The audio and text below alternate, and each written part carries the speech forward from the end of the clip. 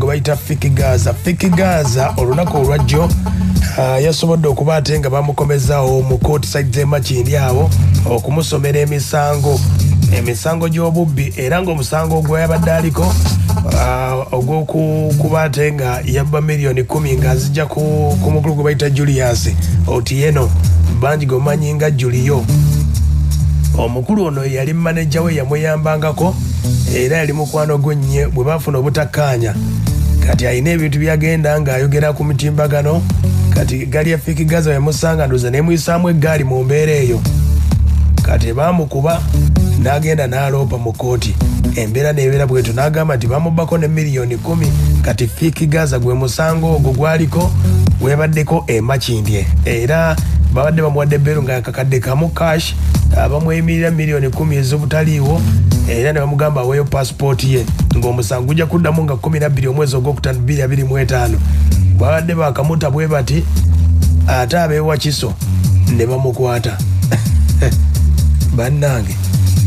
ebya Fiki Gaza tebinnaggwa bw'oba jjukira omwogezi wa poliisi yagamba nti emisango gikyali mingi gyesomba bwesombi kubanga waliwo fayiro ey'ewakiso eyo bagamba ab'ewakiso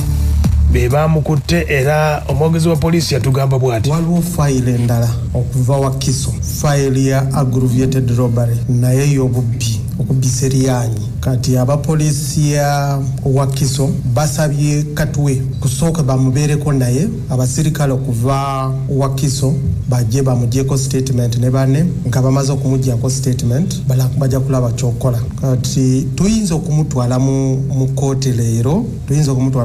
leero oba enkya naye kusooka tukyalinda bani abawakiso bajje bayogere naye bamugyeko statement ekyo ekyeri eri ku nsonga za Fiki Gaza si andi tetwagala kumutwala mu kooti kale bwe bamututte mu kooti ab'ewakiso ate tebamunaggyako statement babadde bakagimuwa bbeeru ne bamuzzayo paka Wakiso kati bakyalwana na bbeeru y'ewakiso asobole okuba ate ng'agiyitamu mu mbeera eyo wabula nga omwogezi wa poliisi yategeeza nti fayiro nnyingi nnyo ze bagamba nti Fiki Gaza zaalimu era enteekateeka eno kusaba nnyo okulaba ng'aguvaamu. Bagambye nnyingi naye yo nkugambye Wakiso agambye nti kusooka musibe breaki naffe tujja tomanya waliwo station endala bayinza okuvaayo naye balina fayiro. Kale ensonga yeeyo nno kati embeera bwetambula ku misango gya Fiki Gaza egisinga emisango gino si yagikola naye ng'abamu ku bavubuka be ebibinja bye byasinga okuba ate nga bikola naye ne bagamba nti ate omutwe omukulu ye Fiki Gaza. Kati embeera yeeyo bweyimiridde ku nsonga za Fiki Gaza abadde bazeebuuza yafulumye tannafuluma akyali ku poliisi Wakiso balabe we guggwa. Ulitagana matako okuba akozesa abaniga bokuba akozesa esobi kataloza mu gladiator gwe yalese gladiator oyo mubbi wa golodi agana na muzikira mu kiyombe oyo mubbi wa golodi okyegera mbale nkukubira nga manyi olimu amagezi naye toli mu magezi okyegera mbale manyi otegera bulungi kumbe mbalabe zakubalamu nnyo gwe onyine osokweraba ng'olina ekiwago kumbe tosobola. Omusajja omukulu gawambuka amannyo mukamwa omusajja omukulu taata alina amannyo tukola bamutegeka nabo bano bati bwemufaanaganya amannyo kikyoyomba ki kiki ng'oli mu kwepamira ate 17 mu byabadde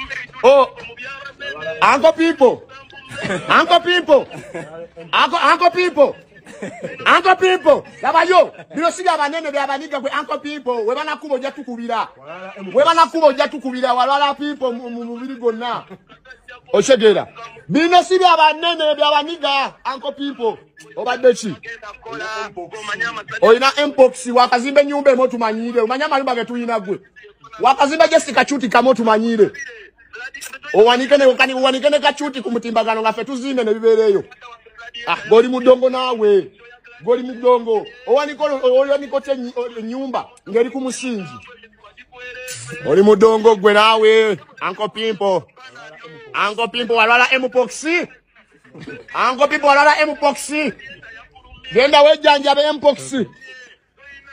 Uncle Pimpo walala mpox mumuwulire bakuwulira wakoze kola yezindu nsirabe kola yongulabo inayo sokosa zino yadiego ina nabo wabisa babiri kwe yoli muyimbi ne mama utamanyi ndio likayimbi anyerese wawe ojiro mutwa munene nenda tekutegera buli mu empute oli banyo mutwa munene gwo ina akanyama nayo totegera